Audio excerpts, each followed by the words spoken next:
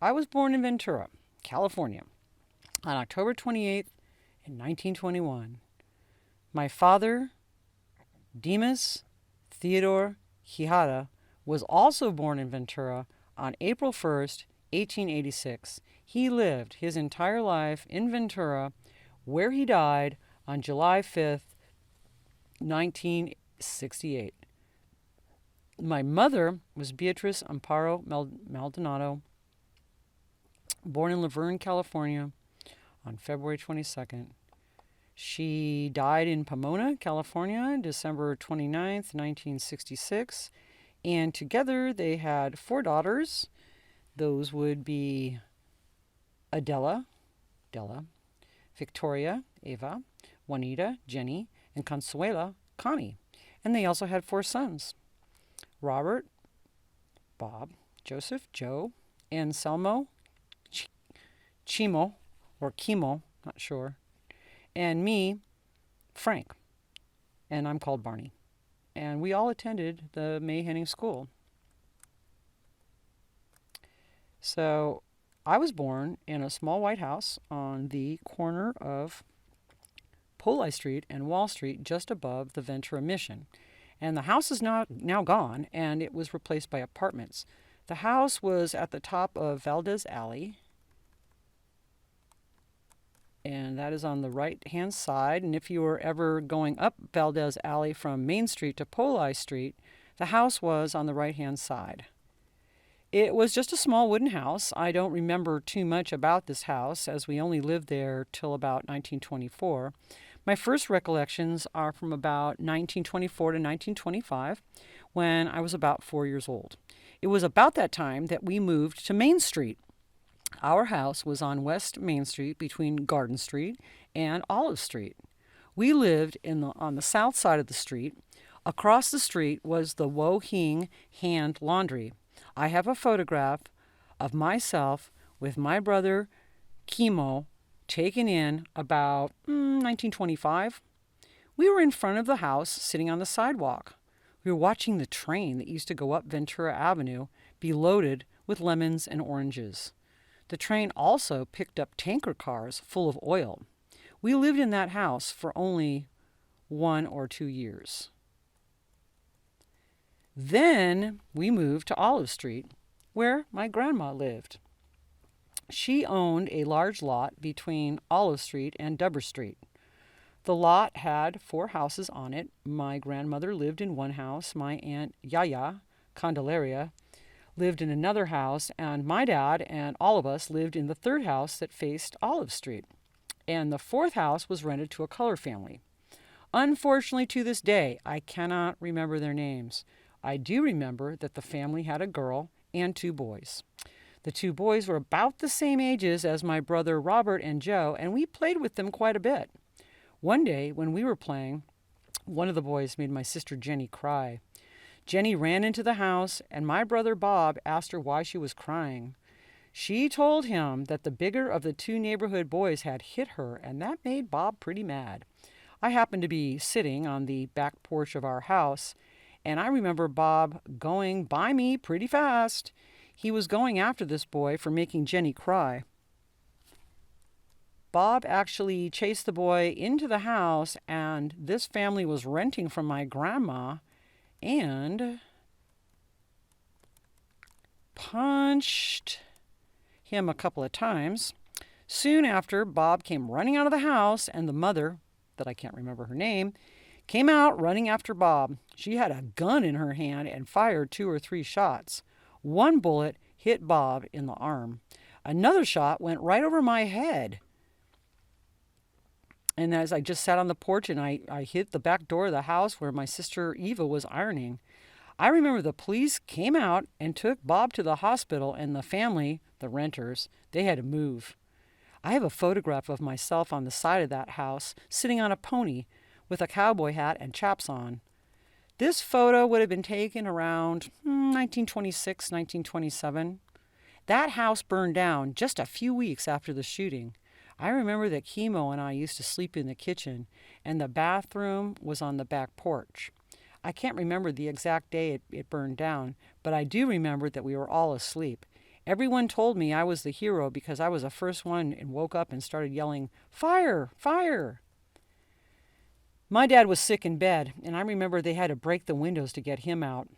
The house burned down to the ground. It was a wooden house, and it was old, so it didn't take much for it to completely burn down. Before the fire, I remember Olive Street was a fun time. Not a worry in the world. This would have been from about 1926 to 1929. To this day, I believe that the family that lived in the back of my grandma's house, the renters, were the ones that started that fire. I believe this because they had to move and had a hard time finding a new place to live. I also remember that the Willoughby family lived across the street from us. There were 12 in that family. Harry was the oldest boy. Next was Lester, and Lester went to May Henning School when it's in the same class as me. We had Miss Henning for a teacher, and that's why I remember him. I will never forget the time Miss Henning brought a cake to class, and we had a party for us. I don't remember what that party was for, but she gave us each a piece of cake. She told us that she put a prize in the cake. She gave us each a piece of cake, and before we knew it, Lester had eaten his piece, and Lester's piece had a ring in it, and he began to choke, and eventually he coughed up the ring. That ended the party. Harry Willoughby married Edna Quejada, but I don't think she was any relation. I can't remember the names of the other Willoughbys. Next to the Willoughbys lived Fred Snodgrass. He had some apartments across the street from our house that had burned down. Fred Snodgrass played center field for the New York Giants baseball team. Next to Snodgrass lived Joe Olivas and his family. Next to the Olivas lived Bert Hill and then the Ortega family on the south side of the Willoughbys. Next to the Ortegas lived the Soto family, and across the street from the Soto family was the Moraga family. Next to the Ramagas lived the Tumamites, Cecilio and Mary and family. There was Belle Tumamite, who married Frake Arianes, Bertha Tumamite, who married Joe Blanco. Joe and Bertha were the parents of Steve Blanco. Steve is the one that everybody called the Mud Hen. Then there was also Margaret Tumamite, then Vincent, and then finally Vernon. I remember Mary Tumamite up to 1942 used a wooden stove. That's why we always had to help Vernon and Vincent cut wood. After the fire, we moved into the house next to my grandma's. We lived there for only a few months. At night, we would hear a lot of noise in this house, and being young and foolish, we thought that the house was haunted. There was more than one time that Chemo and I had the daylight scared out of us. My sisters Della and Ava had a hard time trying to get us to understand that that house was not haunted. Our older brothers, Bob and Joe, would make fun of us because we were scared at night. That certainly didn't help matters. My older sister Della was on them all the time to leave us alone. Now, at age 86, I think I know what was making all that noise at night. During the day, that old wooden house would expand, and then it would contract at night when the temperature dropped, and that's what was making all the house noise. But brothers Bob and Joe played it to a T. During the day, everything was all right, and we would play on the lot where our house used to be. It was full of grass and weeds. Our friends, Vernon and Vincent Tumamite, my brother Chemo and I would play endlessly in that empty lot. I remember one time playing in the grass and hiding. They would run and lay down in the grass to hide. The grass was so tall. We'd pull it up out of the ground by the handful and start to throw it at each other, and we'd get plenty dirty and itchy. I remember one day we were playing in that lot and having lots of fun when I felt something going up my pant leg. Man, I started hollering and dancing the jitterbug. I started to hit my leg and jump at the same time when Vernon and Chemo came to my rescue. It turned out it was a little field mouse that went up my pant leg, and it scared the daylights out of me. Vernon, Vincent, and Chemo all made fun of me because I was scared of a little field mouse. We were typical boys and had lots of misunderstandings, but they were always forgotten in a few short hours. Chemo and I used to spend a lot of time with the Tumamites. The parents were named Mary and Cecilio, and they were very good friends of my mother and father. My mother and father baptized Vernon. They, in turn, baptized one of my sisters, but I can't remember if it was Della or Ava. We were all real good friends and lived 3 houses down from each other. The Moraga family lived between us. We were always at the Tumamite house because we would help Vernon and Vincent cut wood before we could go down to the river bottom to fish and play. I remember still, one day, we were getting ready to go down to the river. I think we were going to go swimming.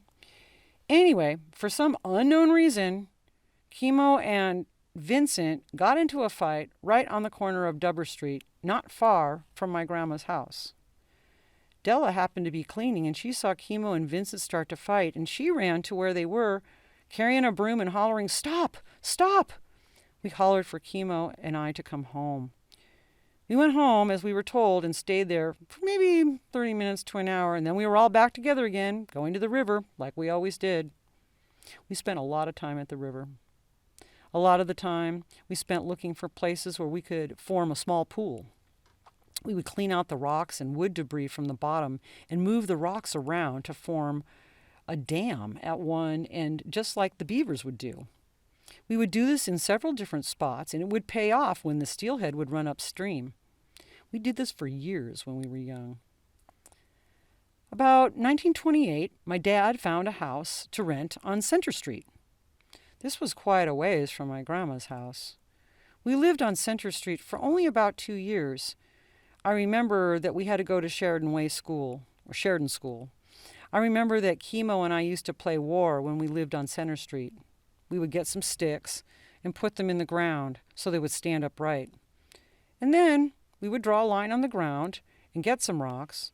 And then we would hold 10 rocks each, and then we would start to throw the rocks at the sticks. The one that would knock down the most sticks won the war. We used to play this game quite a bit until one day we were playing our war game, and Chemo and I got a little carried away while we were throwing our rocks at the sticks. Chemo went out to get his army, the sticks, before I stopped throwing my rocks. Well, I threw the last rock, and Chemo happened to be in the line of fire. I hit him in the head, and he went down. It cut his head open, but he was all right. I remember my sister Della and Ava came running and took him back to the house to patch him up. In about a half an hour, we were back playing again. I don't remember much else about Center Street. We made some new friends at school. Some of them were Ben and George Beasley, who I think lived on Ramona Street. There was also Junior Sawyer and his big brother Jake, who lived on Mission Street. I remember Jake Sawyer and Phil Marquez played basketball at the old pavilion building that burned down around 1932. It was called the Seaside Park Pavilion, and it was a fun place. I remember we would follow the ice truck. We would wait for it on Ramona Street so we could get some ice chips. The driver knew us, and he would always chip a little ice off for us. I remember one time we hung onto the truck, and the driver didn't know where we were, and he didn't know we were hanging on. In only a few seconds, he was going pretty fast. I let go, and I went down on my belly, and I got scraped up a little. That was another lesson learned. Don't hang on to trucks. Something else that I remember on Center Street, the milkman would deliver milk at around 5 o'clock or when it was starting to get dark. George and Ben Beasley started talking Chemo and I into stealing some milk. It was so good to drink cold milk, and we would take milk from different houses on different days. I think this went on for about a week until we went up to a house that we'd already taken milk from before. I still remember this house. It was the Zimmerman's house. The boy that lived there was hiding in the front yard, and when we went to go get the milk, he jumped out and started chasing us. We ran for our lives, and we all went in different directions. He didn't catch any of us, but that was the end of our milk runs. After that, we started to go back to where my grandma lived on Olive Street. The street in the back of her house was Dubber Street. Mariano and his wife lived on the corner, and between Mariano and my Aunt Yava lived a man named Charlie. Charlie was a Chinese man, and he lived by himself in a very small house. And Charlie would go down to the beach, and when the tide was low, gather up seaweed. He did this almost every day. My Aunt Yaya owned a lot, and it had 3 houses on it. She lived in the biggest house and rented one of the houses to my Uncle Tano, Alexander, and rented the other. I believe it was about this time that my sister Connie went to go and live with my aunt. My Aunt Yaya had 4 sons. They were Mike, Tony, and Charlie Figueroa, and Manuel Romero. The 3 older Figueroa sons were married. Manuel, the youngest son, was still living with my aunt. I remember my aunt was an excellent tamale maker, and her tamales were well known in Ventura. The best known markets on the west side of Ventura were Perano's Market and the Farad Market. Both of these markets sold my aunt's tamales for 10 cents each, and I know in today's market they would easily sell for $2.50 each or even more. My aunt made her tamales every other day for the people who would order them. I remember when my sister Connie was living with my aunt, she had to deliver tamales to the stores. She had a little red wagon that she would pull around. Her first stop was the Farad Market, and the next stop was Perano's Market. My sister was always a little embarrassed about pushing the wagon around after she sold the tamales because she was already about 13 or 14 years old. On Saturdays, Chemo and I would help her deliver. That way, she didn't have to push the wagon home. Chemo and I would do it. Manuel Romero was my aunt's youngest son. He didn't have to do anything around the house except for eat, sleep, and play all day. The train ran right in the back of my aunt's house, and the old Ventura dump was there as well. She used to have hobos stop and ask her for work in return for something to eat. Manuel and Bert Hill, who lived on Olive Street, just a few houses from my aunt, had the body of an old 1926 or 1927 Ford. It was between the train tracks and the dump. They covered that old Ford with wood and dirt, and they used it as a clubhouse. Later, Manuel would let us, the younger boys, use it as a clubhouse. It was a lot of fun. We would bring food and camp there when we were at the dump, looking for bottles, copper, or aluminum. Then we'd sell whatever we found to Mr. Stein, the junk man. That gave us enough money to go to the show on Saturday. We'd go get Vernon and sometimes Vincent, and then we'd go to Mr. Stein's junkyard to sell the stuff that we would find at the dump, and then we would all go to the show. The Saturday show was called the Mickey Mouse Club. The show at that time cost us 10 cents to get in, and we'd have about 5 cents left over to buy candy. 5 cents worth of candy would last all afternoon back in those days. One time, we even got to meet Tom Mix in person. He was a real hero back then. We also got to meet Buck Jones. They were both good cowboys, and they always got the bad guy at the end of the movie.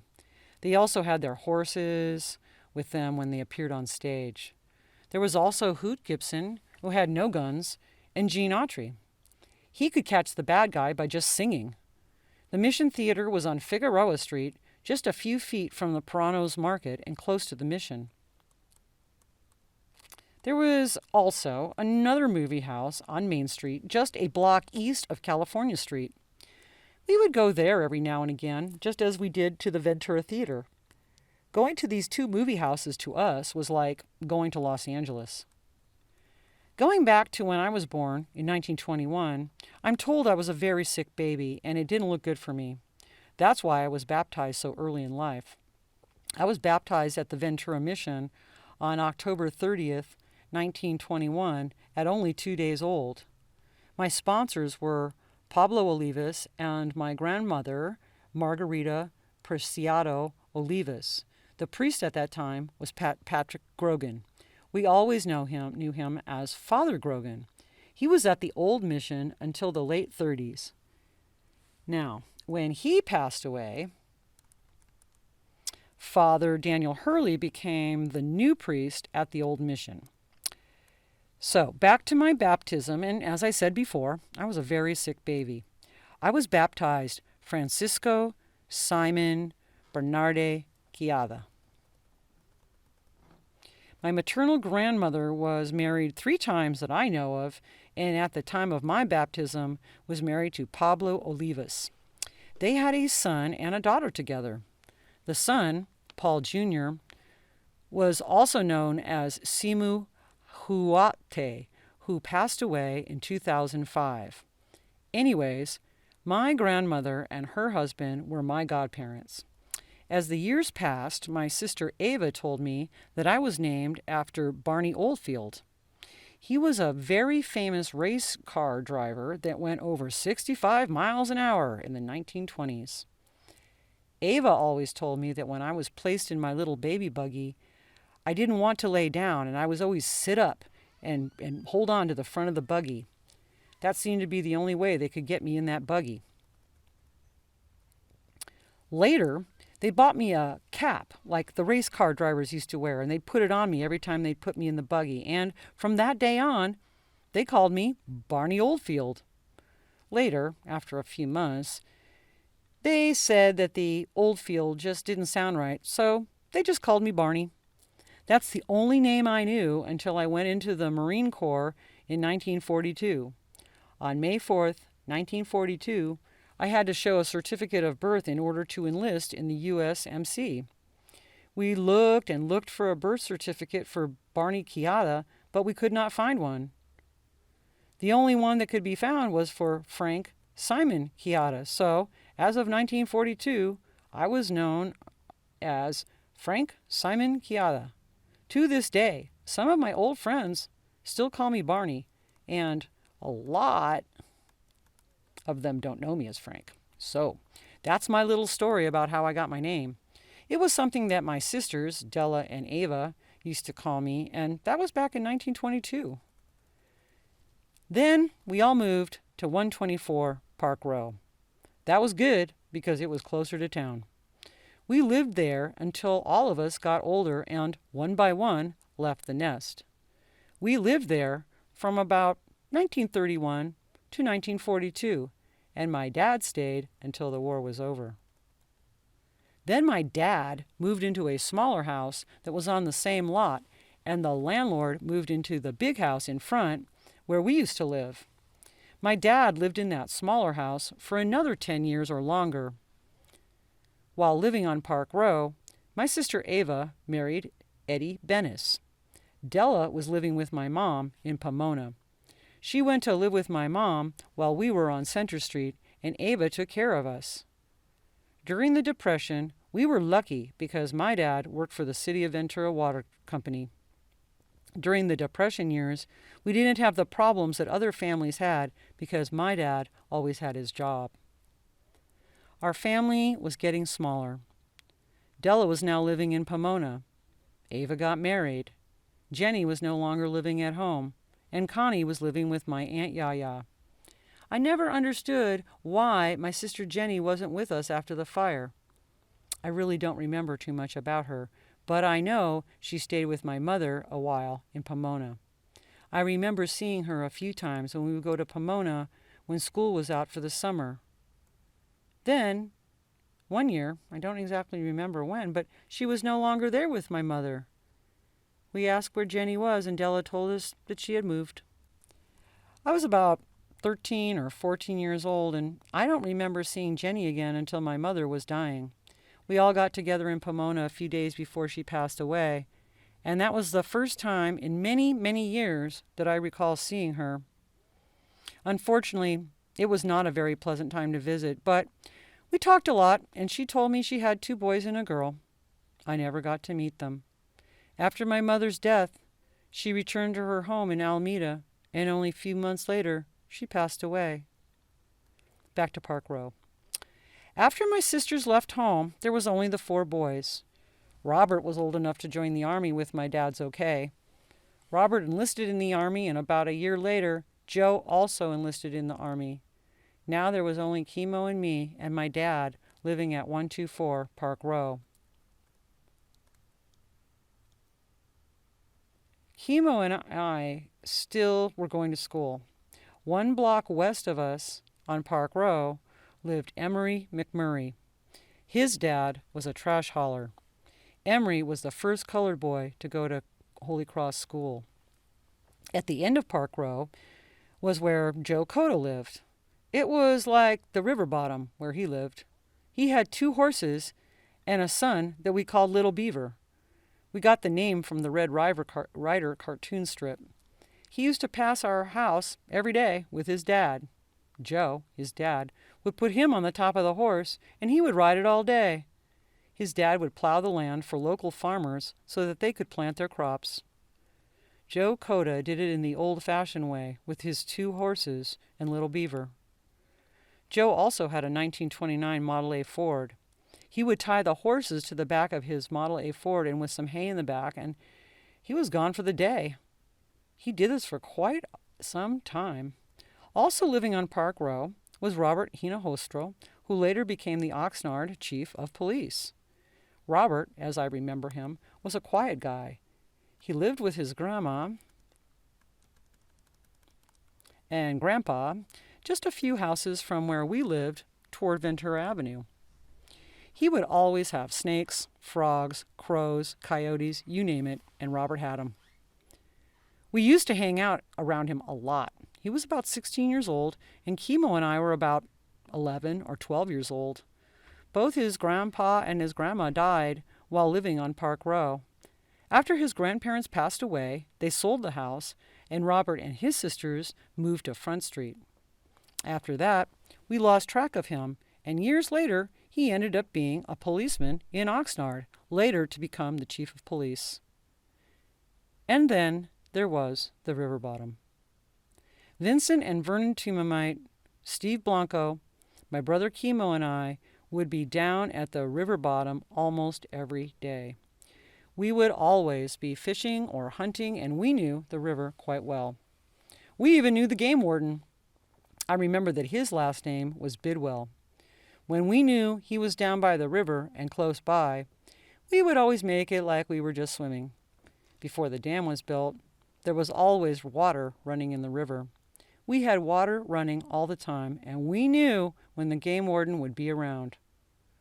On days he was in the area, we would be swimming.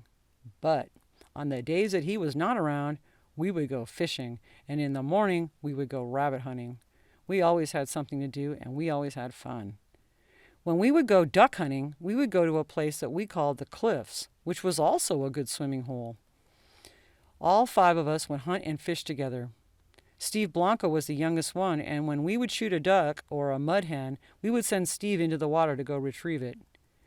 If he didn't want to go in the water, we would just give him a little push. If he still didn't want to go into the water, we would end up throwing a rock or 2 at him until he finally went in and then got the duck or the mud hen. To this day, every time I run into Steve, I call him the mud hen, and we get a good laugh out of it. Yes, those were the good old days. Sometimes we would go to the first mouth of the river, of the Ventura River, and we would fish and play and swim all day long. We had lots of friends that lived by the river. The area that they lived in was known as Tortilla Flats. We would like to stay at the first mouth because there was a camping area there, and there were people that would camp there all summer long. We would make friends with them, and we would give them fish or mud hens, and they in turn would give us something to eat. We made lots of friends like that. The first mouth always had water in it, and it was like a big lake. a lot of shallow water, but when the river ran, it was pretty deep, and we knew right where the deep holes were, and that's where the big fish were when we were going upstream, when they were going upstream to spawn. Those fish were known as steelhead, and they would go up the stream every year until they built the dam.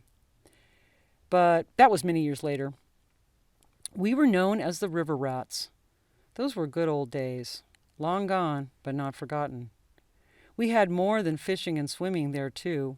We also had the butterflies that would pass by the first month, and then then along the train track, there was lots of eucalyptus trees. There were thousands of butterflies, and they would pass through Ventura every year. These were monarch butterflies, and now they're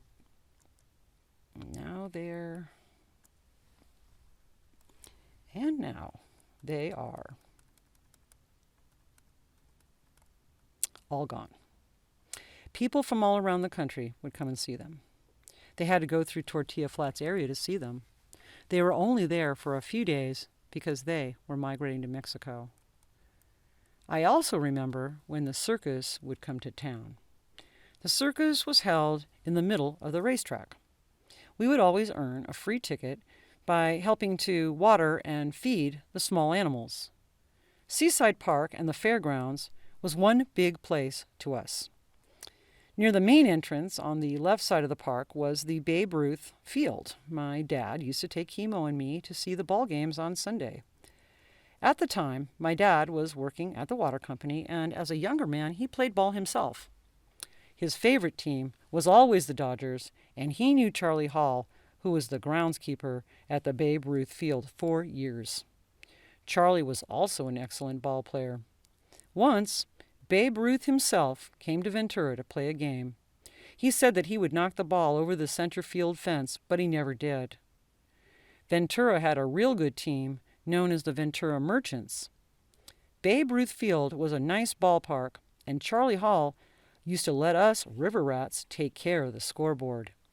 The scoreboard was out in the right field, and it was about 10 feet high. A good place to watch the game from.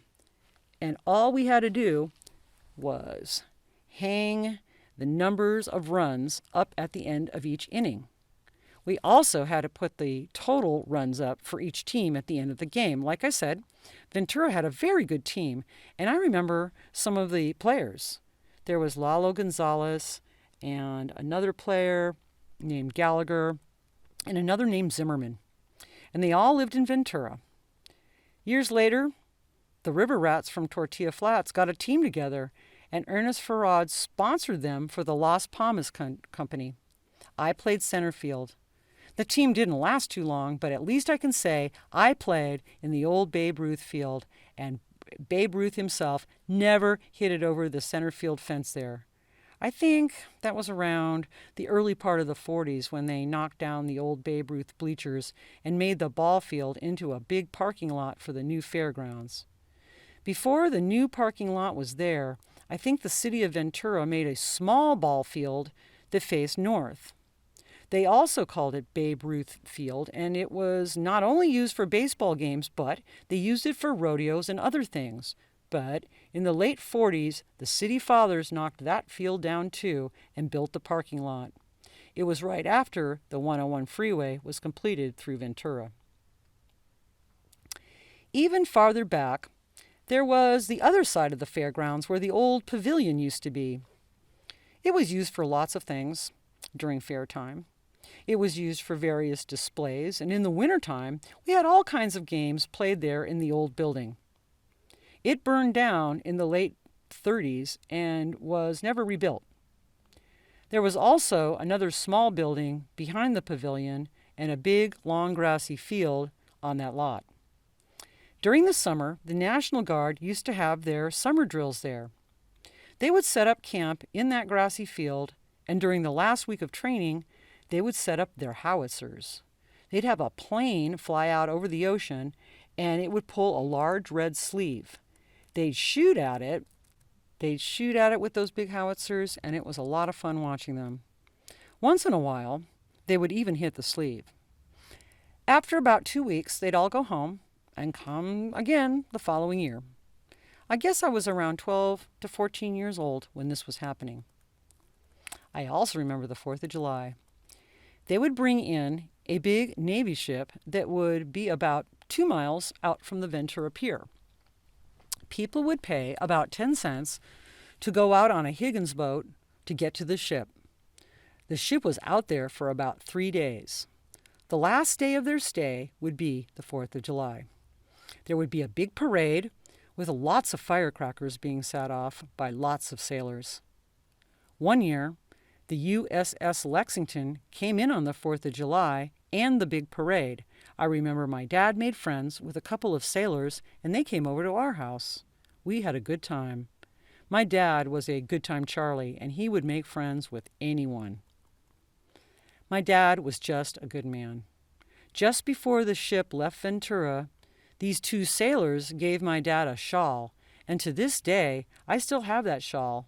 I think it came off of the USS Lexington. I think this was the same Lexington that was sunk during World War II.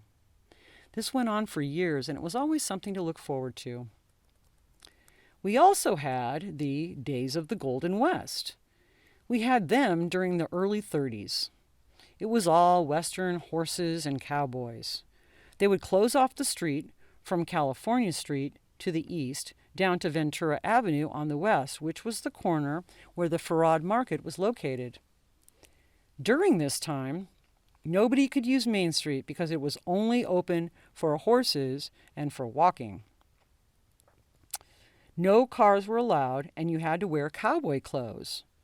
At that time, Ventura had only 2 stoplights, one at the corner of Ventura Avenue and Main Street, and it was hung over the street on a cable. The other stoplight was at California Street and Main Street. Whenever they needed a policeman, the light would turn red, and then when he got back to the main office, they would turn the light off.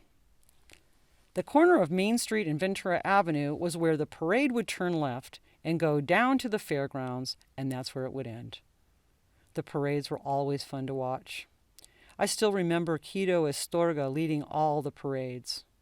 Quito was a good guy and a veteran of World War II. He had some buddies, also veterans, and they really liked their wine. In my mind, I can still see them, but I can't remember their names. They would come into the Farad Market every so often and ask Titi for some old French bread. The bread was 2 days old and hard as a rock. Titi used to sell the 2-day-old bread for 5 cents, but old Quito would want it for free. They would soak it in wine so that they can eat and have all their wine at the same time. There were a lot of funny things that happened there at the Farad Market. I started to work there when I was about 13 and 14, which would have been around 1934, 1935. At the same time, I would work at the chili factory when it was running.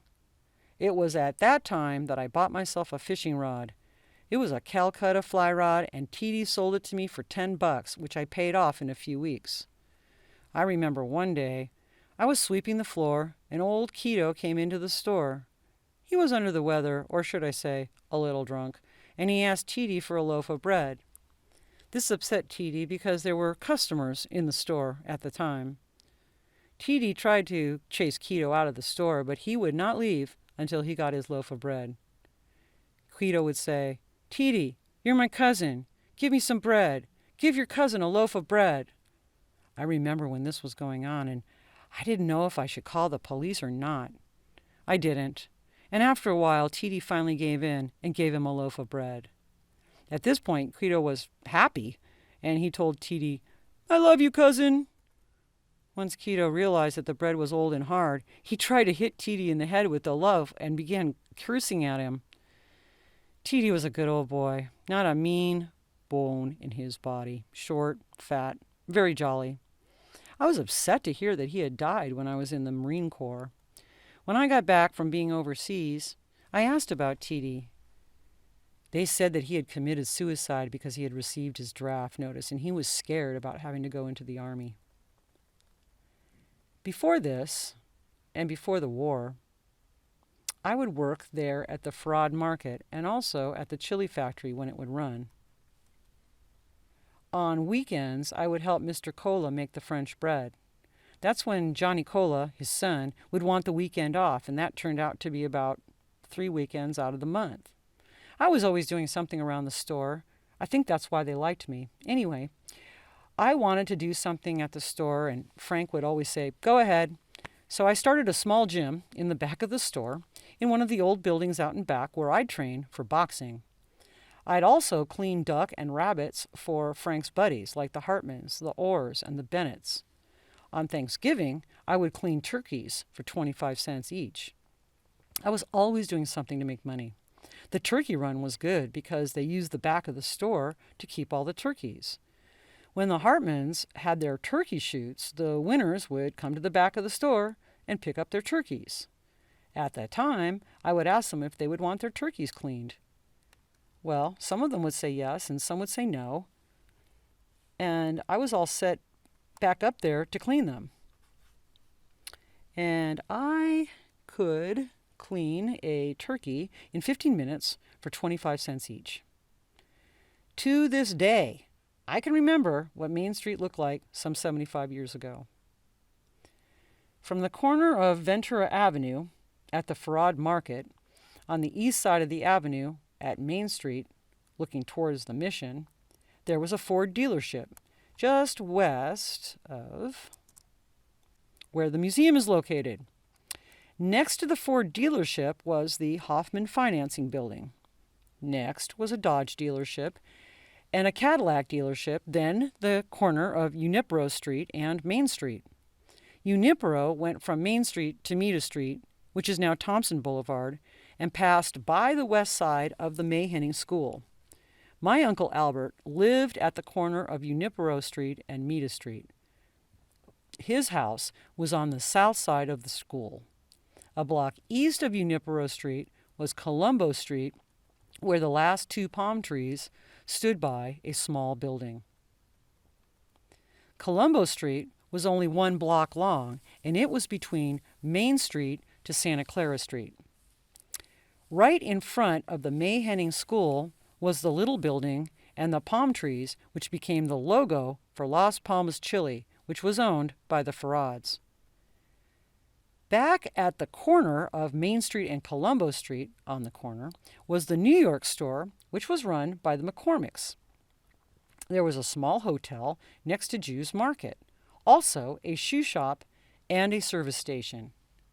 These stores are all gone now, and we're about where the museum stands today. Now, from the other side of Main Street, looking back to the west toward Ventura Avenues, was Gus's Hamburger Stand. Next to Gus was the Ventura Laundry. It was an old building at the time. At one time it was going to become a night spot, but then that never happened. Next to the laundry were some small buildings, and next to those small buildings lived Heine Sanchez. Next to him was Valdez Alley. On the other side of Valdez Alley was a Chinese cafe and then Peck's Mexican Food. Peck's was an old adobe building, and next to Peck's was the James A. Reardon Mortuary. Next were the Chevy dealership, then dry cleaners, and then at the end was the Foster Drug Store and a big service station at the corner. All those buildings are gone now, and the Ventura Museum has taken their place. On the Main Street side was another store and a barber shop owned by Mr. Walter, who used to cut our family's hair. He would give my dad a shave once a week for 25 cents. Haircuts were also 25 cents. After Mr. Walter retired and moved back to Los Angeles, Heine Sanchez took the shop over. If you were to get your hair cut from Heine, you'd be very lucky to get out of there in less than an hour. He'd cut your hair for a minute, and then answer the phone, then cut another minute, and then he'd stop again for the phone. He played the ponies every day. There would always be 4 or 5 people in the shop, and only one would be getting a haircut. That's why it took so long. Later, Heine gave up the barber shop, and he went into the pool hall business and named it Heine's Pool Hall. He sold the barber shop to Phil Marquez when Phil got out of the Army. Phil had worked there for Heine for a few years. That would have been around 1951, and Phil has been there ever since. Back before the barber shop, there was a small cafe named White's Cafe. I remember it because my brother Joe used to work there on Sundays, and he would take Chemo and me to help him clean up. We did this for a year or so until the cafe burned down. It was never rebuilt, so that was the end of that job. The next building was Montmartre, which was a nightclub. You could dine and dance, and it lasted for a few years. After the war, like everything else, it changed hands, and it lasted for a few more years, and then it was finally closed down. Next to the Montmartre was a building that I used to box in, which is now a furniture store. These buildings sure look small now. The building next door to the furniture store is now Silva's gym, and it has 2 full-size rings inside it, and it sure is nice.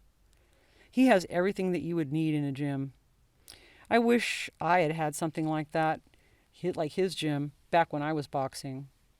Back then, I had to go all the way to El Rio to train, and we could only do that if we could find a ride.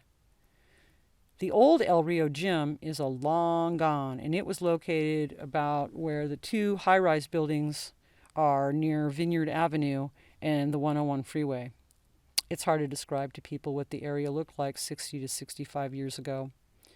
I can close my eyes and see what the El Rio of the past looked like and recall the stories of Vineyard Avenue going through El Rio in the 1930s and the 1940s. I remember a story about a man without a head that would ride a white horse. He would follow you the length of Vineyard Avenue from where the 101 freeway is today to the end of Highway 118, where the bridge crosses the Santa Clara River to Saticoy. There was also the story about the lady who would walk at night, crying, along the river bottom near the Santa Clara River Bridge. The story was that she had lost her baby to the river during a big flood, and, supposedly, she would wander around at night crying for her baby. Vineyard Avenue was very dark, and the road was lined with tall eucalyptus trees on both sides. These trees were to serve as windbreaks for all the lemon trees that were planted along both sides of Vineyard Avenue. It's funny to say this now, but when I used to train in El Rio, I would always say that I would never live there. Well, wouldn't you know, 10 to 15 years later, I bought a house right on Vineyard Avenue, very near to where I used to train. The house was between Oxnard and El Rio, and at the time, it was just considered Ventura County. But later, it became part of the city of Oxnard, and I've lived there since 1952. El Rio is one of the Ventura County's oldest communities, and it has had its share of odd people. One person saw the Virgin Mary on a tree trunk, and another person saw the Virgin Mary on the top of a house. There was another incident when still another person saw the Virgin Mary on the side of a house. I remember that because there was a story in the newspaper about how Loretta Young, the movie star, came to El Rio to see the Virgin Mary. This turned out to be a really big deal because the police came in and closed down a large section of El Rio. There were people coming in from everywhere to see this Virgin Mary on the side of the house. After this, El Rio was nicknamed Little Jerusalem, and to this day, some of the old-timers still call El Rio Little Jerusalem. Back to Park Row. That was the place that I spent most of my early years and the place that I remember the most. Every time the chili factory would run, I would get a job doing something around the factory. Year after year, and little by little, I would get better jobs at the factory. After the old-timers found better jobs and left the factory, I would move into their jobs. The only bad part is the factory wouldn't run year-round. For me, that was all right, but for the other guys that were married, it was not good. I remember once when the factory was not running. We had to clean chili by the pound. We also cleaned beans for chili beans on slower days. But By the time I was around the age of 17, I did about everything there was to do in that factory. The only thing that I did not do was to actually mix the chili sauce together. That job belonged to the bad package, the bad packager. The bad package was Albert Farad, son of Frank Farad, Frank and Ernest Farad. They were brothers and half owners of the factory. The bad package was a, quotes, little Lord Fauntleroy, and he always had loose change in his pockets. By then, I had built myself a gym in the back of the Farad Market where I trained to box. We used to get Albert to come to the back after we finished boxing, and then we'd get the bad package to start wrestling. We would let him get the best of us. Then we would have tag teams, and that's what we really wanted. We would get Albert and shake him and roll him all around the ring until his change would come out of his pockets. Nickels, dimes, quarters. While the change dropped out of his pockets, one of us would pick it up and Albert wouldn't know it. If he did notice that he was missing some change, he'd ask us if we had found any money, and of course we would say no. And then we'd all go home, and in a week or two he would come back, and we would go through the whole thing the same time around. We would roll him and shake him and let him beat us every other time. That way he would always come back. But as he got older, his dad put him to work in the chili factory. The only thing he was good for was mixing the chili sauce, and he really wasn't even good at that. At this time, I was running the canning machines, and it was right under 3 large vats full of the hot chili sauce. Once or twice a week, he would let the vats overflow, and the red chili sauce would flow all over the machinery. Where I was standing, it was a good thing that no one ever got hurt. Work wasn't the only thing that we did at the factory. On slow days, I would train for boxing right there at the factory. Delano Ontiveros, Ernest Farad's stepson, would help me train. We did this for about a year or so. Then, like the others, I got a little older, and the factory did not run enough, and I asked my Uncle Tano to help me get a job at the Navy base, and he did. The first job he got me there was working on the railroad gang. It was in 1940 when the port of Hueneme was just starting up. I still have my one of the railroad spikes out in the back of my house from the 1940s. I worked at the Navy base for about a year and a half. I also worked for Lewis and Ramel for about 6 months before I went into the Marines. I was a lineman for Lewis and Ramel, and we surveyed out in Somis, Simi, and Peru. This was a good outdoor job, and I sure liked it.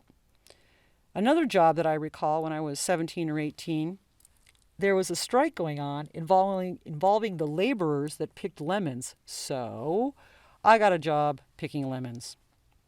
It was something new to me, and they needed the pickers to replace the ones that went on strike. They gave me a ring and clippers and showed us how to size a lemon. It was pretty simple.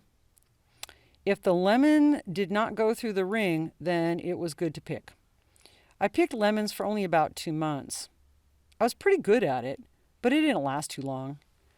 I was doing a little something on the side, and that was a big no-no.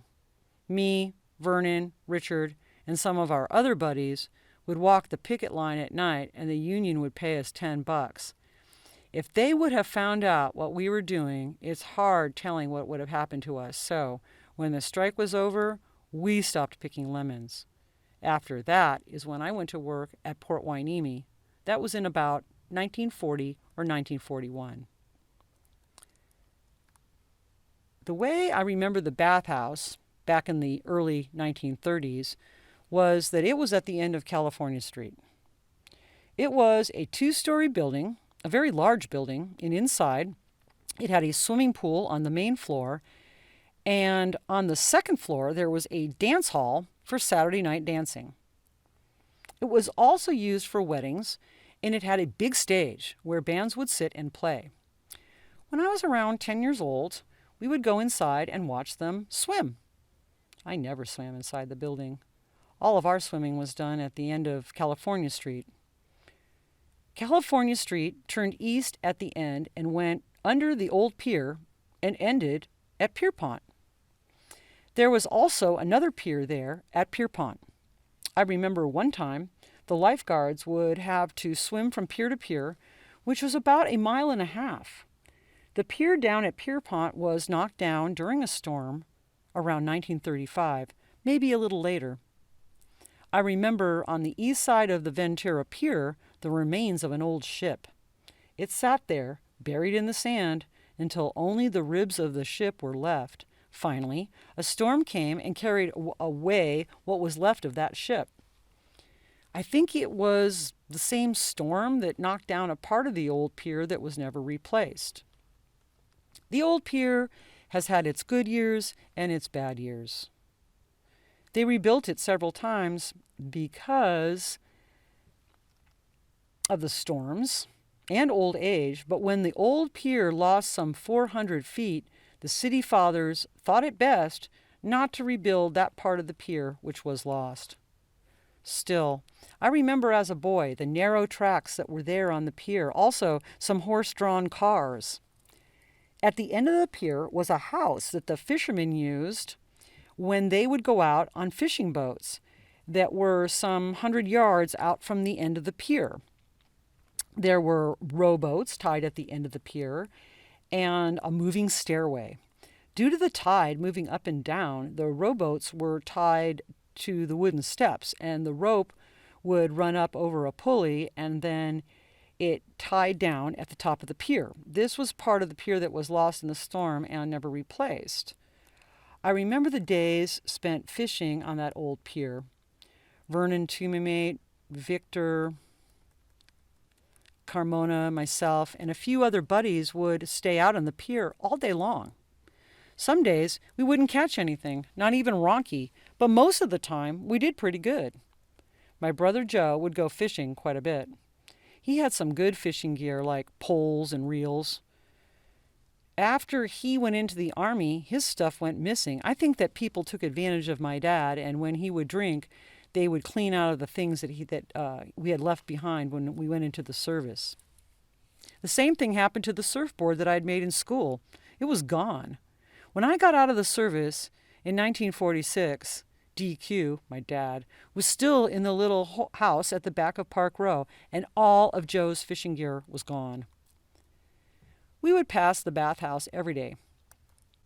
Either we would go swimming or we would go fishing. Another thing about that bathhouse was that, after a few years, the swimming pool wasn't in very good condition. Eventually, the pool was covered up and a skating rink was built, which lasted a few more years. The only thing that was doing good was the Saturday night dancing.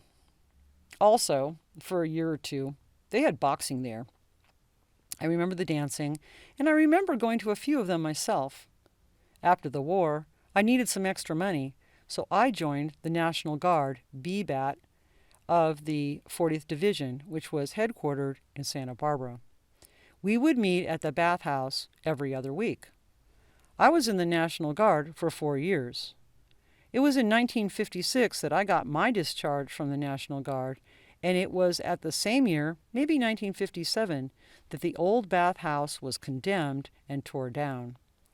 That spot is now a parking structure on Harbor Boulevard at the end of California Street. The pier was just off of Front Street, and there was a big brick building and a large lumber yard. They would store lumber along there with other things that used to come in by ship. That big brick building closed down when the ships still came to Ventura. They were tankers that would pick up the oil that was pumped out to them from the big storage tanks that were full of the oil that came in from the oil fields on the avenue. Later, the big oil tanks were removed, but the old brick building remained. That building was the beginning of the store known as the Wharf. Johnny Cola started a feed store in the old building and little by little grew it into a big business. The old building was eventually condemned, and Johnny had to move his business to where the store is now.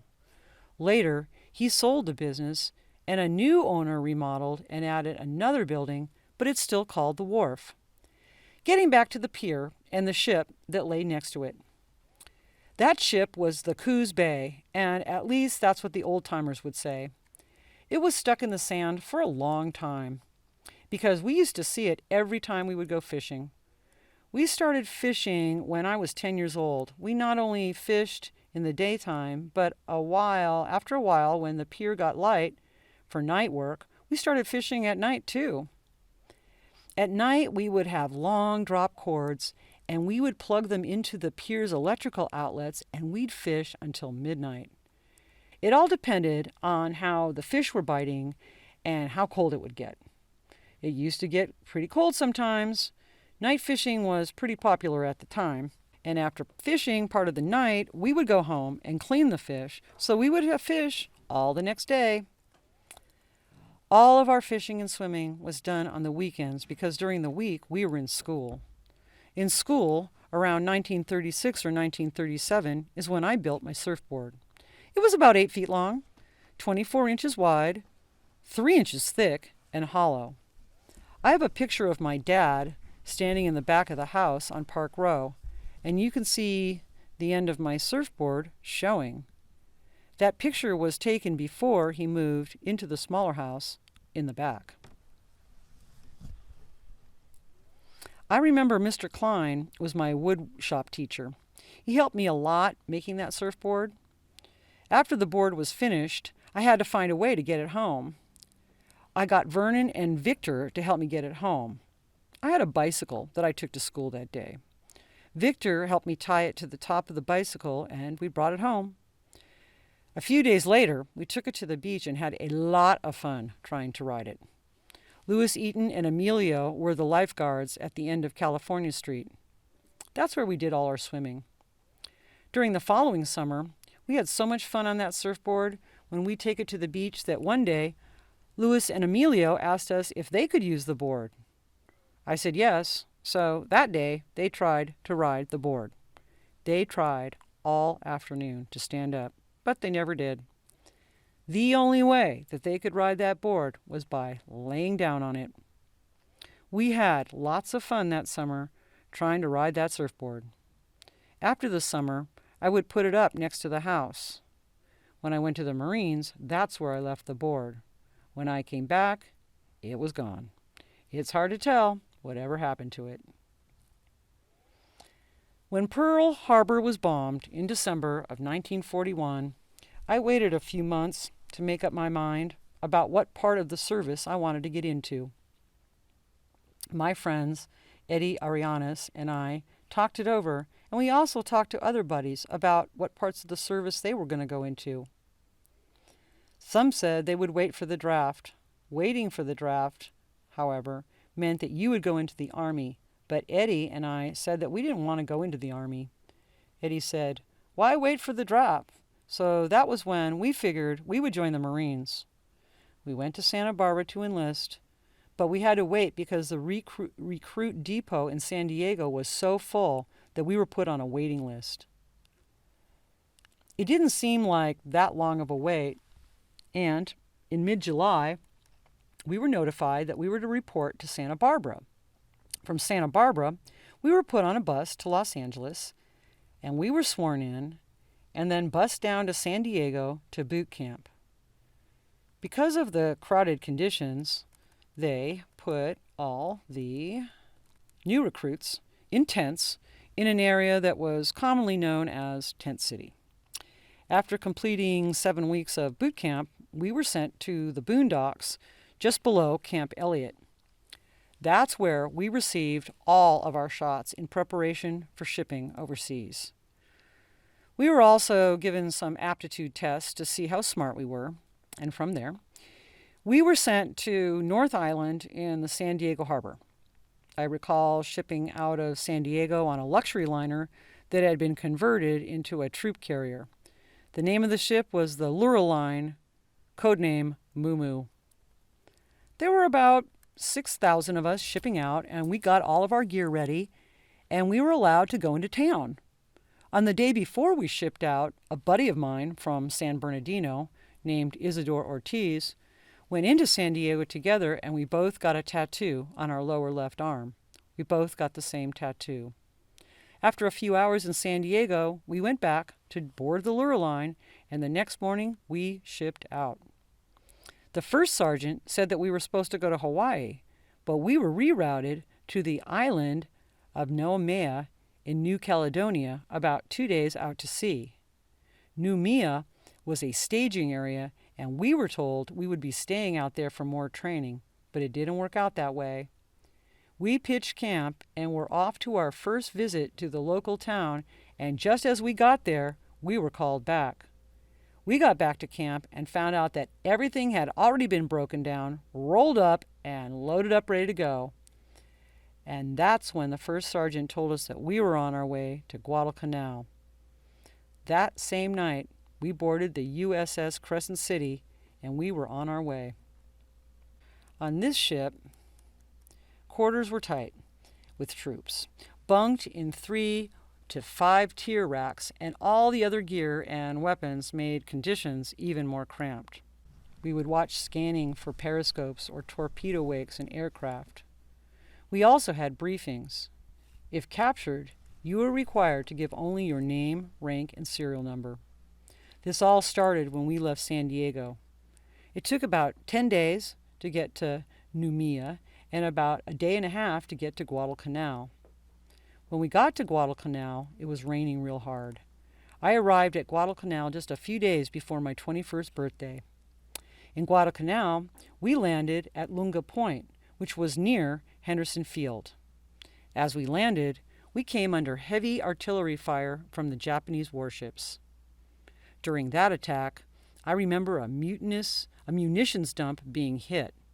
It looked just like the 4th of July, and I guess you can imagine we were all pretty scared. We landed in a coconut grove and stayed in that grove for about a day until the rains let up. But once out of the grove, there was a lot of jungle and hills. The jungles were very thick, and we didn't know if the Japanese were still in this area.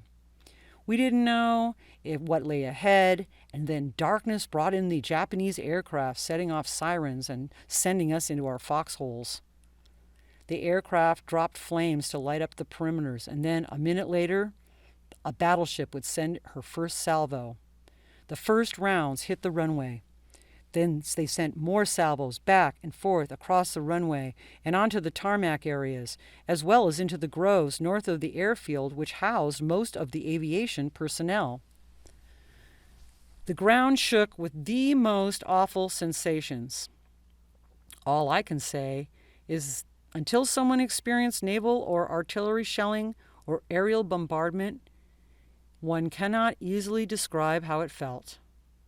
These feelings were compounded by frustration, fear, and helplessness, not to mention the extra shock one would get when a close hit. Wondering if the next salvo is the one with your name on it. We were all scared because this was all so new to us. We were close to Henderson Field, the main airstrip on the island, and we knew the Japanese wanted it. Without Henderson Field, the Japanese were lost, and we knew they wanted it at all costs. There were also 2 or 3 naval battles that were off of Salvo Island that we could see and hear at night. They were trying to clear the area so that the Tokyo Express could bring in reinforcements for their troops that, by this time, were in pretty bad shape. This was about in November or December of 1942. The Japanese also failed in another attempt to deliver the supplies that were badly needed. They dumped thousands of oil drums overboard that were filled with rice and other supplies in hopes that these oil drums would just float on to the island. They tried this near the Tassafaronga River, but the Cactus Air Force got to them before they could reach land. Only a few of them got to shore, and the rest of them went to the bottom of Iron Bottom Sound. They tried this again a few other times, but it never really worked. There was also another method they tried. They tried to use submarines to bring in reinforcements and supplies, but the U.S. Navy put a stop to it. This was before the naval battles off of Savo Island.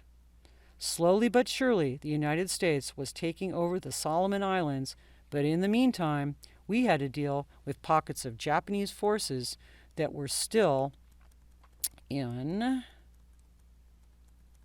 the area. At night, we had to put up with a guy that we called Washing Machine Charlie. He would come over every night to drop a bomb or two. At first we were scared because this was new to us, but after a few days we got used to it. When Washing Machine Charlie would come at night, we would sit by our foxhole and watch him until one night, when he was flying over the island, some of our night fighters were waiting for him and shot him down. That night, we knew they were waiting for him. We could hear the wah wah of his plane, and then we saw the burst of 50-millimeter machine guns. Next, we saw Charlie going up in flames, falling into the water. Washing Machine Charlie was not just one plane. There were about 4 of them, and they would come out of Rubal, taking turns trying to scare us, and some of the time, they did. It took us a few weeks to get used to all of this. We soon learned that when a plane went overhead, that would be the time to hit the foxhole because their bombs would drop in a straight line. The Navy, though, was different. They could shell you from any direction, and a few times that's exactly what they did. Their main target was always Henderson Field. On the 26th of July, 1946, I was discharged from the United States Marine Corps. When I got back to Ventura, there, at the bus station waiting for me, was Ernest Farad. He greeted me with a hug and told me how glad he was to see me. He also told me that my job was waiting for me any time I wanted it. He took me home, but I didn't know that my dad was now living in the small house in the back of where we used to live. If I had known my dad had moved into the small house, I'm sure I would have stayed in the Marines. But it didn't work out that way. The very next day, I went back to work at the Las Palmas chili factory. It was all right for a while. I was going to Santa Barbara pretty often because I had a few girlfriends there. I also had some guy friends up there that I boxed with me before the war.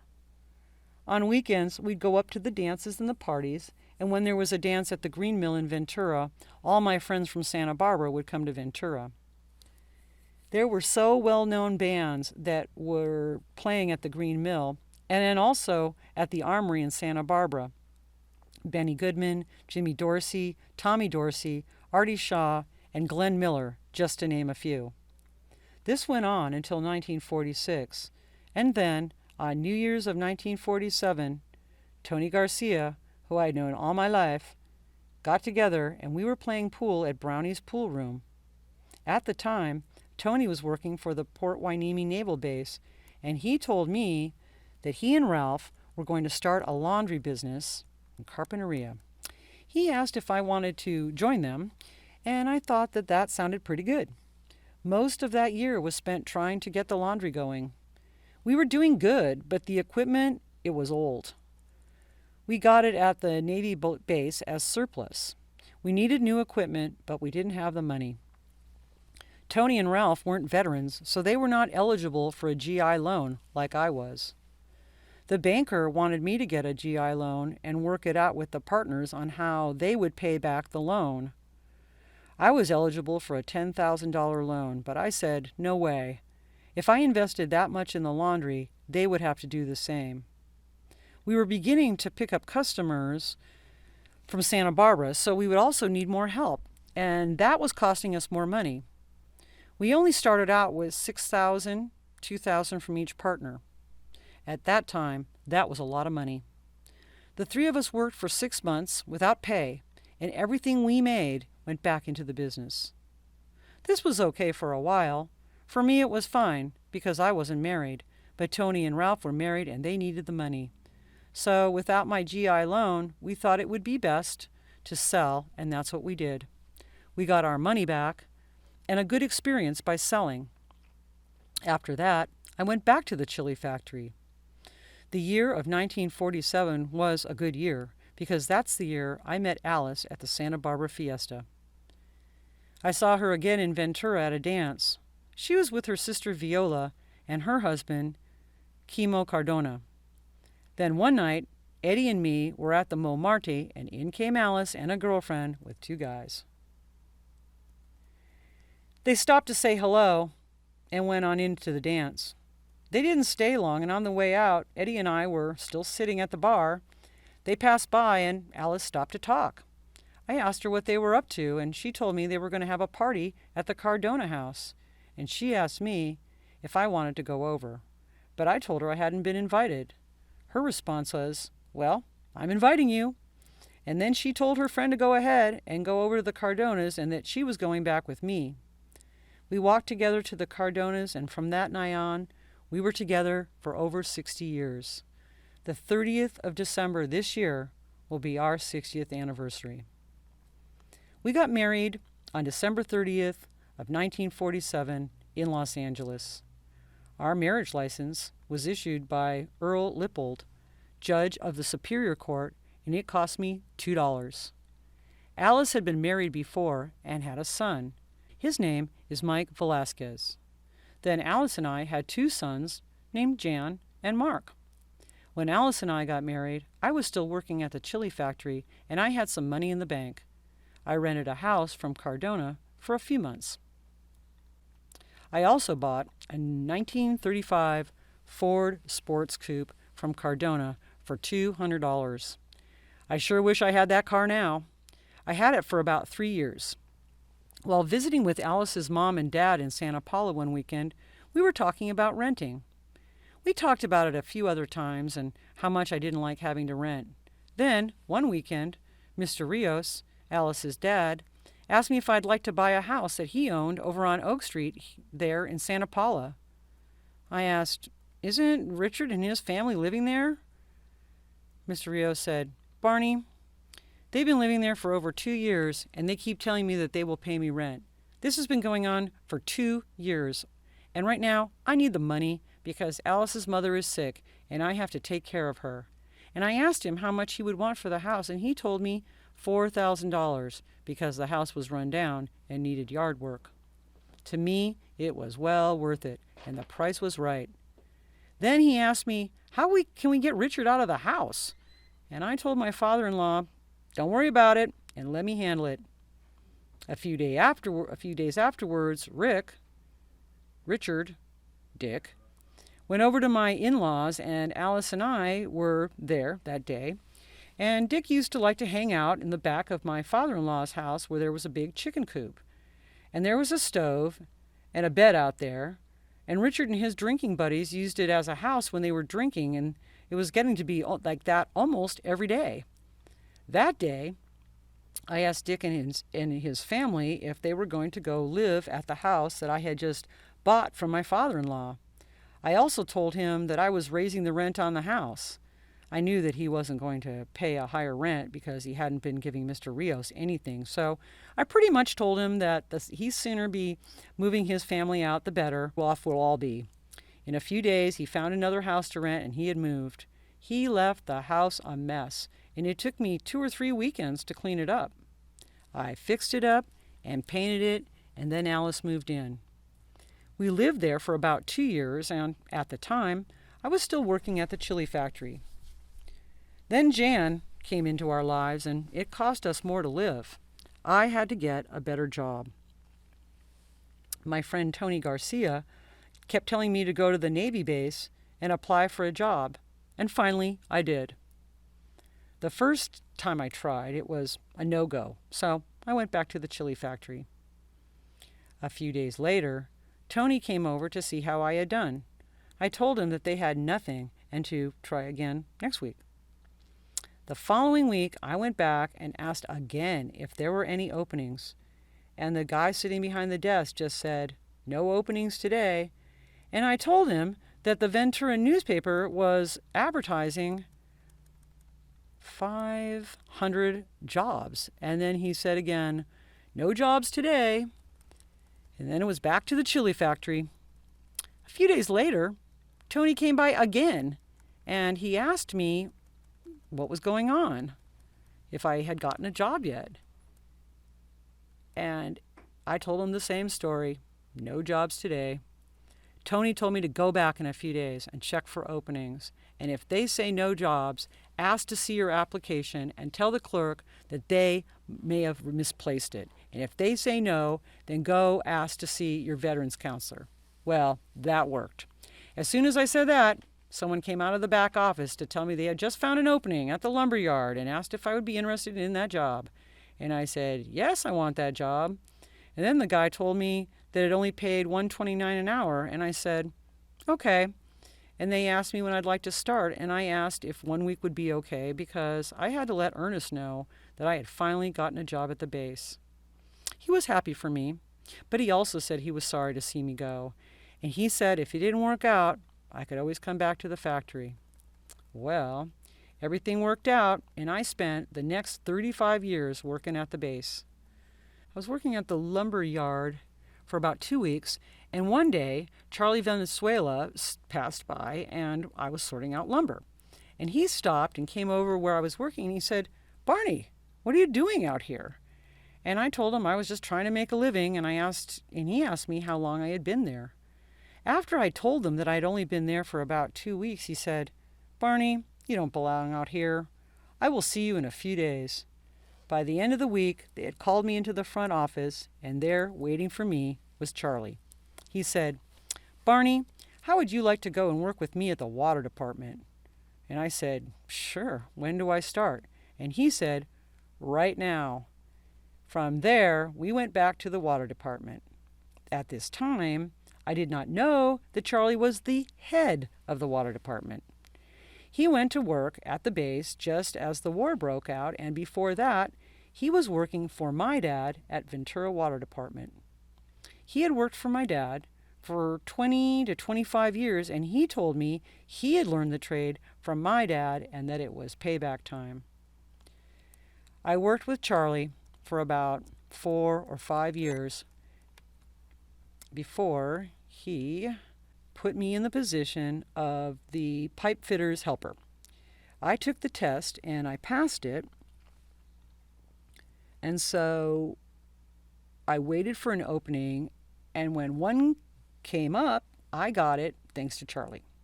He told the front office that I had worked for him for 5 years as a laborer and for 5 years as a helper, and that I was qualified for the opening. After that, I was on my own, and Charlie retired. As the years passed, with a few ups and downs, I ended up running the pipe shop, which was the same job that Charlie had. At one time, I had 20 people working under me. When I first started working at the base, I also worked a night job at the corner of Oxnard Boulevard and Woolley Road. 4 hours a night, 3 nights a week. This was at a service station, but that only lasted a few months. They sold the station to a car dealer who is still there. After that, I worked for the Oxnard Police Department for a few years under Robert Hinojostros, who was the first Latino hired by the Oxnard Police Department. Robert also became the first Latino chief of police. I had always wanted to be a police officer. I remember my brother Kimo and I taking the test in Ventura after I got married. Kimo and I passed the test, and that's when Kimo went to work as a police officer in the town of Ojai. I was already working at the Navy base, so I turned down a police job for the city of Ventura. Maybe it's the best thing. I just sold my house in Santa Paula, and we were living at the corner of Ventura Avenue in Mita, which is now Thompson Boulevard. This area was also considered as part of Tortilla Flats. We lived there for a few years, and that was where, in the house that we lived in, where Jan was born. After that, we started looking for a house to buy. The only area building at that time was in Oxnard, and we ended up buying a house that we still live in today, and that was some 55 years ago. I paid $10,000 for that house, and after a few more years, Mark was born. Yes, Mark was born in the house that we are living in now. After Mark got older, and because he was the baby, Alice wanted something to do. She tried working for a while, but she didn't much care for it, so one day she said that she would really like to start a restaurant because she really liked to cook. I said, okay. So we started looking for a place to start. Our looking had to be done on weekends because I was still working at the base. We finally found a spot that was located at the corner of Stroob Street and Vineyard Avenue. It had been a doctor's office before, and I had about 8 small rooms inside. I knew that if we rented that building, there was going to be a lot of work to do remodeling. It was all right for me because the rent was reasonable, only $200 a month. Alice really liked the place, so we signed a contract for 4 or 5 years with Mrs. Bruner, the owner of the building. Soon after that, I began the remodeling for the restaurant that we called Señor Barney's. It took us about 2 months until we were ready to open. We were going to be the first ones in El Rio to open a sit-down restaurant. Alice did all the cooking, but Jan put all the orders together. Jan did this after school, that is, when he wasn't playing sports in high school, and he was pretty good at it. After a few years, people saw how good we were doing. We were able to pay off all our bills and the money that we borrowed from the bank, and we were able to start putting some money in the bank. It was hard work, and I was still working at the base. After work, I would help out, and Jan was there too. Alice was getting tired, so we hired some help, a lady named Socorro, that really helped us out a lot. Later, a man by the name of Ramirez subleased the corner from Mrs. Bruner without me knowing anything about it. A couple years later, Ramirez asked me how we were doing. I told him we were doing fine. In a few months, our lease was going to be up, and Ramirez told me we would not need to draw up a new lease because as long as we were here, he was happy, and just to keep on doing what we were doing. We did just that. But from that day on, we stopped fixing the place up. About 2 weeks before the lease was up, me and Mike started to remove all our things, and by the weekend, we were out. The place laid vacant for about a year or so. It was after that, when Alice started feeling kind of tired, and she started having a few health problems. As the years went by, she started to have more and more problems. She had some heart problems and also diabetes, and it got much worse as she got older. Over the years, all these health problems take their toll. And if that wasn't enough, she began having kidney trouble, and that got worse. The problem with Alice is she never believed in having just one doctor, so over the 10 and 15 years, I got to meet a lot of doctors. You know how doctors are. Each doctor knows more than the other doctor. One doctor would put her on a medicine, and then the next doctor would take her off of it. Poor Alice was all bent out of shape. Sometimes she would be fine for a few weeks, and then she would start feeling bad again. And then she'd get upset and find a new doctor, and then the new doctor would give her something different to take. This went on for quite some time until everything caught up with her. We had Alice in the Victoria Care Center for a few months. She was doing pretty good, and then she would start feeling bad and ended up having to go back into the hospital. She'd get better, and then it was back to Victoria Care Center.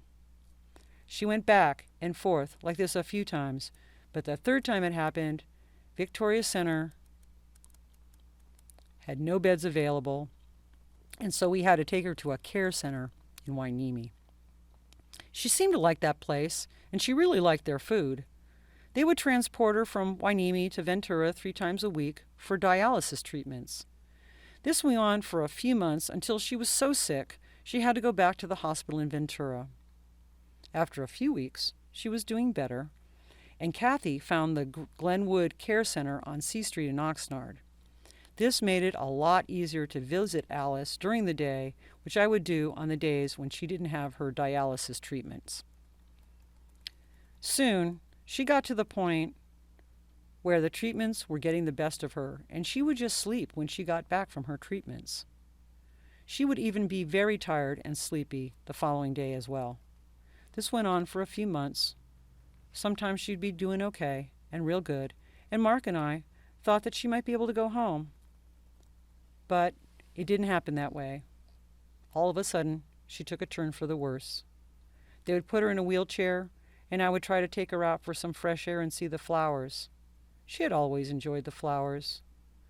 As the days went by, she really didn't want to go outside like she used to. She would say that it was too cold or that it was too windy. And when she said that, I knew she wasn't feeling very good. So I would spend my time with her in the room. And believe it or not, I would sing to her. She liked my singing. I'd pull the curtains and I'd start to sing. The helpers at the care center would come in and listen, and some of them even asked me if I ever sang on the radio. As the days went on, Alice was getting weaker, and she wasn't eating like she should. And then I started bringing her fresh fruit, and she would eat it all, and then she wouldn't want the fruit either. And so ends Barney's story, and so ends our recording session for the day.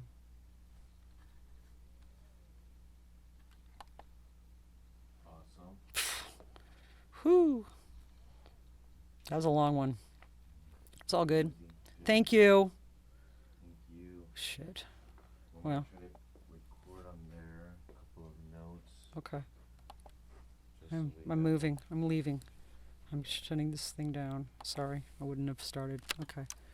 All right. So it's still on the. Here's the. Still recording. Okay. And here's that. And there's that. And this thing's turning off, but it's still plugged in. Very good. Yeah, this is wrapped whoa. around. Okay, Lonnie. This is the end of the recording. Just wanted to let you know there was a moment at 2 hours and 5 seconds, and there is a sound break that needs to be cut out.